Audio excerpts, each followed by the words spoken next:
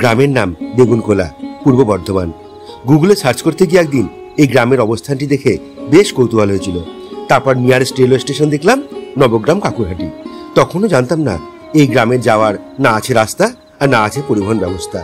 Station থেকে সেই গ্রামে যেতে হলে 5 কিলোমিটার পথ পায়ে হেঁটেই যেতে হবে। তবে সেই 5 কিলোমিটার পথের যাত্রা আপনাকে সত্যজিৎ রায়ের সিনেমা পথের পাঁচালী বা পল্লীকবি সাহিত্যিক জীবনানন্দ দাশের কথা মনে করিয়ে দেবে। রাস্তা, পরিবহন ব্যবস্থা সবকিছু উপেক্ষা করে আজ আমার এই গ্রামের উদ্দেশ্যে যাওয়া। চলুন আজ আপনারাও আমার সঙ্গে পথচারী হয়ে সেই দৃশ্য উপভোগ করবেন। Khagraghat road station, Baharampur. আমার ট্রেন 8:59, আর এখন আমি দাঁড়িয়ে আছি প্ল্যাটফর্ম নম্বর 2-তে। আর ট্রেন আসবে একদম 9টার সময়। বলতে বলতে দেখুন ট্রেন চলে এসছে আমার। একদম ফাঁকা ট্রেন, বসার জায়গা নিয়ে কোনো চিন্তা নেই। জানলার ধারে সিট তো পেয়ে গেছি, কিন্তু এখানে বসলে হবে না, বসতে হবে এইখানে। তাহলে সামনের দৃশ্যটা আরো সুন্দর দেখাবে। শরৎকালের আকাশ এরকমই তো হয়, তাই না? আর রেল লাইনের পাশে দেখুন সব কাশফুল ফুটে রয়েছে। কিছুদিন আগে বন্যায় অনেক এই জায়গাগুলো ডুবে গিয়েছিল, তাই কাশফুল অনেক কমে গেছে। তবে আজ আকাশটা কিন্তু দারুণ লাগছে।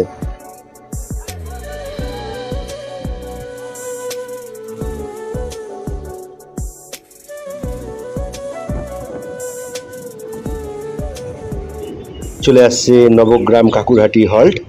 আর এই স্টেশনে আমি এখন নামবো। আর নেমে এই যে বাঁ দিকের যে রাস্তাটা, ওই বাঁ দিকের রাস্তা দিয়ে আমাকে বেরিয়ে যেতে হবে ওখানে। চলুন, ট্রেনটা থামলেই আমরা নামবো। ট্রেন চলে গেল এখন কাটোয়ার দিকে। আর কাটোয়ার এর আগের স্টপেজটা হচ্ছে নবগ্রাম কাকুরহাটি হল্ট। মানে আপনারা যদি হাওড়া থেকে আসেন তাহলে কাটোয়ার পরের স্টপেজটা হচ্ছে নবগ্রাম কাকুরহাটি। বেরোলাম, বেরিয়ে এদিক দিয়ে আমাকে হেঁটে যেতে হবে বেগুনকোলা। যাই দেখি। গ্রামে ঢুকতেই দেখতে পেলাম কিছু ছোট ছোট ছেলে মেয়ে সবাই খেলা করছে। নিজের ছোটবেলার কথাটা মনে পড়ে গেল। তখন ছোটবেলায় ভাবতাম কবে বড় হব আর জীবনটা বোধহয় কত বদলে যাবে, কত ভালো হবে। কিন্তু এখন বুঝতে পারছি সেই ছোটবেলা কত সুন্দর ছিল। এই গ্রামের লোকজনরা বলল যে বেগুনকোলা সে তো অনেক দূর, 5 কিলোমিটার।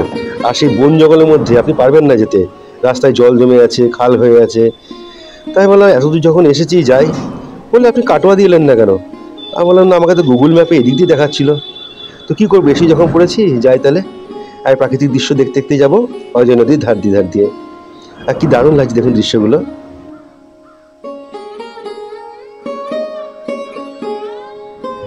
বেগুনকোলা যাওয়ার জন্য এতক্ষণ তো তাও একটু রাস্তা ছিল, কিন্তু এখন রাস্তা নয়, এরকম জমি জঙ্গল, এরকম নদীর ধার দিয়ে এভাবেই যেতে হবে। চলুন যাই। দৃশ্যটা কিন্তু দারুণ।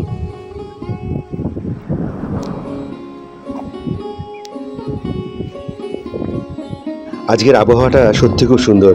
এমনিতে নদীর ধার, ঠান্ডা ঠান্ডা একটা হাওয়া আসছে। আর হাওয়াটাও বেশ ঝোড়ো হাওয়া, কিন্তু খুব সুন্দর লাগছে, গায়ে লাগছে যখন হাওয়াটা। আর এই যে অজয় নদীর তীর দিয়ে এখন যেতে হবে আমাকে। এই সোজা দিয়ে যাবো আমি, কি ওই পাশ দিয়ে ঘুরে ঘুরে তারপর ওই দিকে যেতে হবে আমাকে আবার। আর দেখুন কত সুন্দর কাশফুল ফুটে রয়েছে। আর কদিন পরে তো দুর্গাপুজো, তাই না? আকাশটা দেখুন দারুণ। আর হাওয়া দিচ্ছে তো কাশফুলে, আরও সুন্দর লাগছে দেখতে জায়গাটা। এই জল অনেকটাই নেমে গেছে এখন। যাক, আমাকে এই রাস্তা দিয়ে যেতে হবে এখন। ওই যে লোকটা আসছে ওই পাশ দিয়ে বেরিয়ে আমাকে ওইদিকে যেতে হবে। অনেকটা রাস্তা এখনও। আর সঙ্গে তো এখনও খাওয়ার জল টল কিছুই আনিনি সঙ্গে আমি। রাস্তায় তো কিছু পাবো কি না তার ঠিক নাই। দোকান পাশেও তো কিছু চোখে পড়লো না। আর খাওয়া দাওয়া সেরকম কিচ্ছু হয়নি। ও, এবার এই রাস্তাটার কথাই বলেছিলেন উনি, যে এরপর কিন্তু জঙ্গল পড়বে, এই জঙ্গলের মধ্যে দিয়ে হেঁটে যেতে হবে। যে আপনি পারবেন তো?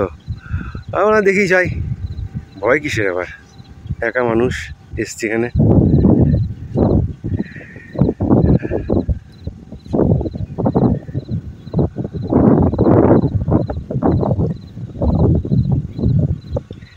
একটু হাঁটতে হবে, এটাই যা। বাকি তো দারুণ লাগছে, যেমন সুন্দর হাওয়া তেমন সুন্দর পরিবেশ। আর অজয় নদীর জল কিন্তু অনেক কমে গেছে এখন, নিচে নেমেছে অনেকটা। কিছুদিন আগেও যেমন ছিল তার থেকে অনেকটাই নেমেছে। এই যে এই হচ্ছে রাস্তা।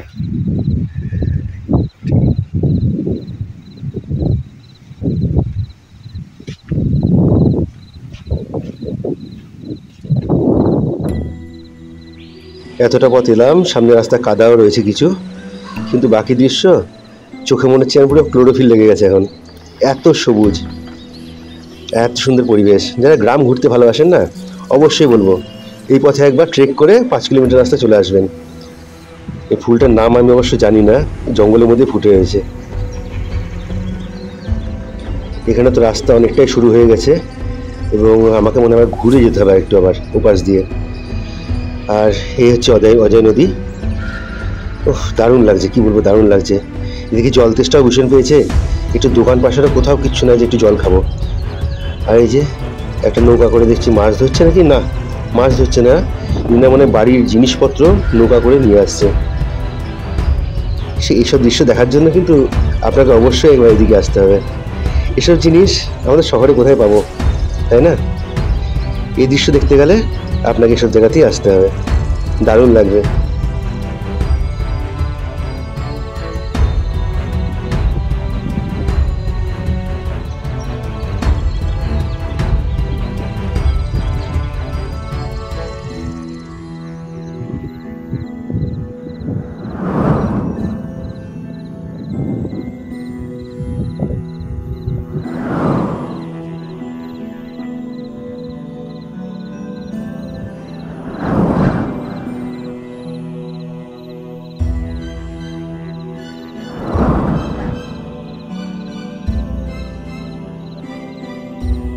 রাস্তা বলতে তো কিছু নাই।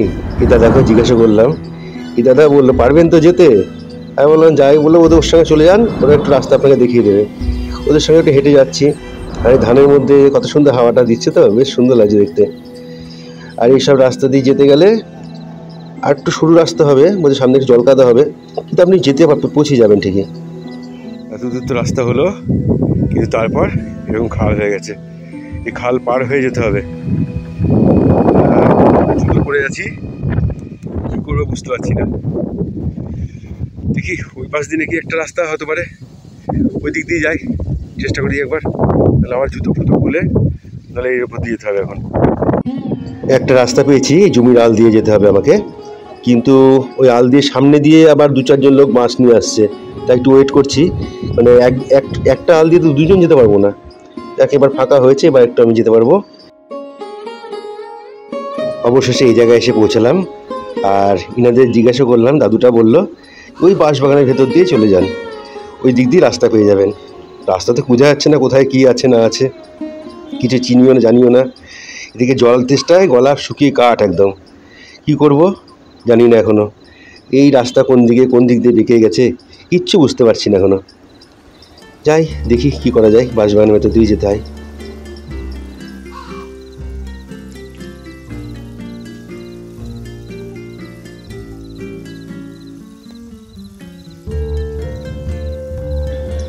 এখান থেকে বেগুনকোলা শুরু, এবং এই দাদা বললেন আমার সঙ্গে আসুন, আমি আপনাকে শেষ মাথায় যেটা রাস্তা যেখানে আপনি যেতে চাইছেন আপনাকে সেখানে দেখে নিয়ে যাব। এই জায়গাটা হলো বেগুনকোলা, কিছু ঘর বাড়ি রয়েছে এখানে। এতক্ষণ তো ছিল শুধু বন জঙ্গল নদী, এবার রাস্তাও আছে, ভালো একটু উঠেছে একটা মতো।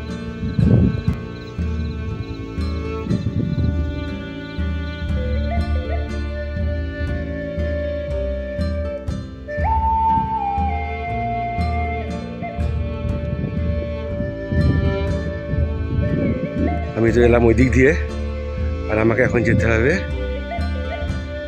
এই রাস্তা ধরে সোজা। একটু কাদা কাদা আছে, কিন্তু আশেপাশে শুকনো আছে, অনেক যাওয়া যাবে। চলুন, এই রাস্তা দিয়ে এলাম এখন। আর সত্যি বলতে কি আমার প্রচণ্ড জল তেষ্টা পেয়েছে, যা জল ছিল সব শেষ। আর এখন অনেকটা হেঁটে এলাম তো স্টেশন থেকে, খুব জল তেষ্টা পেয়েছে। আরও দেখি কতটুকু আছে কিনার। আর জায়গাটা দেখুন এরকম, এই রাস্তা দিয়ে এখনও হাঁটতে হবে, তবে পড়বে উজান ইকো রিসর্ট। ওটাই হচ্ছে শেষ মাথা বেগুনকোলার, সেখান থেকে নাকি দৃশ্যটা খুব সুন্দর। দেখি একটু রেস্ট নিয়ে নিই, অনেকক্ষণ হাঁটা চলা হলো তো।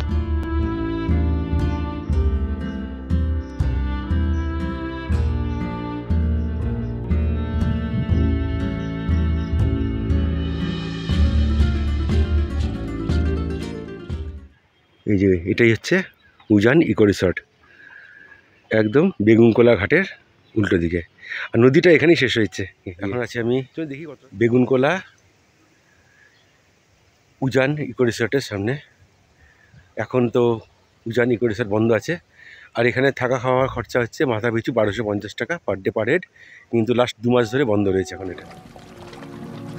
এখন আমি যেখানে দাঁড়িয়ে আছি না, এই জায়গাটা আমি গুগল ম্যাপে সার্চ করে পেয়েছিলাম আমি, এবং এই জায়গাটা দেখে আমার ভীষণ ইন্টারেস্ট লেগেছিল। সত্যি বলতে দারুণ জায়গাটা। আপনারা যদি গুগল ম্যাপে সার্চ করেন আপনারা দেখবেন এই জায়গাটা, এটাই শেষ জায়গা, লাস্ট পয়েন্ট এটাই, যেখানে এখন আমি দাঁড়িয়ে আছি এই মুহূর্তে। খুব সুন্দর জায়গা। অবশ্যই একবার গুগল ম্যাপে সার্চ করবেন বেগুনকোলা লিখে।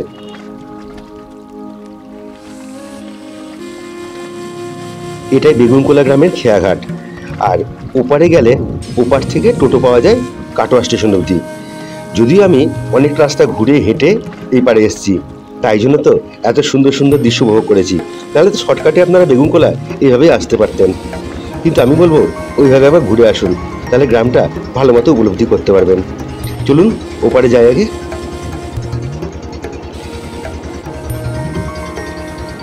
এই সেই অজয় নদী, তাই না? সেই ছোটবেলায় বইয়ে পড়েছিলাম অজয় নদী এলো বান, সেই হচ্ছে এই অজয় নদী।